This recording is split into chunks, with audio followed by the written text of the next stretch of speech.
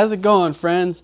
Neewer sent me the NW-670 Flash for Canon, and I was testing it out and wanted to share some of the photos that I took with it, indoors and outdoors. And indoors, I bounced it off the ceiling and did direct, something I never ever do, but I just wanted to see. Indoors, I did it from a distance with the 70-200 at 200 millimeters, and then I also used the 16-35 at 24 millimeters. So in a minute here, I'm going to show you the photos that I took with the settings overlaid, but I just want to say that this is a very capable flash. I have mostly Yongnuo flashes, so I'm comparing them to them, and I have the TTL, and this is also a TTL, the 568 EX2, I think, from Yongnuo I have. Just right off the bat, I just want to let you know, if you're considering this flash, on Amazon right now, it's $54, and I'm going to put a link to that, and just so you can see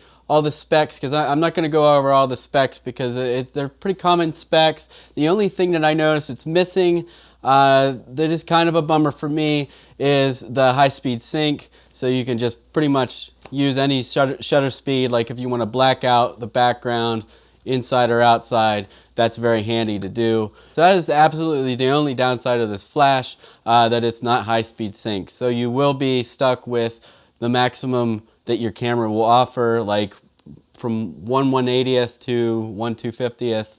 I know some cameras now do 1/320th.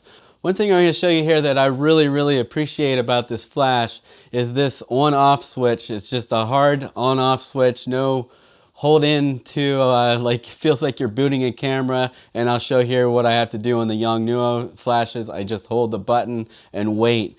So if you're like me and you like to turn things off when you're not using them, and you like to have them come back on quickly when you do need them, this is great because you can just flick it and it's on. Believe it or not, that is my favorite thing about this flash. It's really hard nowadays to find a bad flash, a flash that's just really terrible. So in comparison with a lot of different flashes, this is right up there with all of them. I have never tried the actual Canon flashes, but I have used the Nikon when I used to shoot Nikon, and I never really noticed a difference between the Yongnuos and the Nikons, other than the couple of flashes that I used that were Nikon actually were missing some features that the Yongnuos had at a way cheaper price point. And this being only $54, there's probably some sales that you can take advantage of.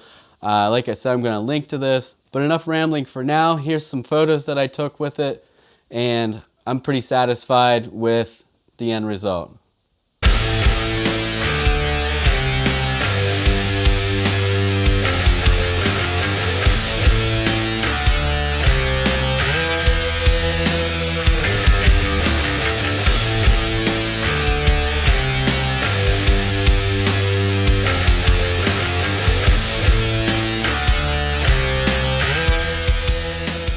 So those are some pretty straightforward photos, for pretty basic things that you would use a flash for. I would say I'm at least 90%, maybe more, a natural or continuous light user. So I don't use flash that much anymore, although I used to use flash constantly for product photography and portraits, studio portraits, and everything under the sun. But I'm pretty satisfied with this flash, and again, if you want to check it out, the link is in the description of this video.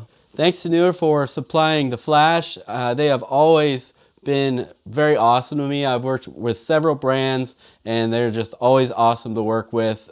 They're great people, and they have great products, and as always, great products with awesome price, always. So thank you to them for supplying it for this kind of example style review. Like I said, the specs and everything are linked in the description of the video. Please subscribe and tell your friends. As always, I got more videos on the way, and now that it's going to start warming up, definitely a lot more videos coming your way. And remember, create, share, repeat, and keep it awesome. I'll see you next time.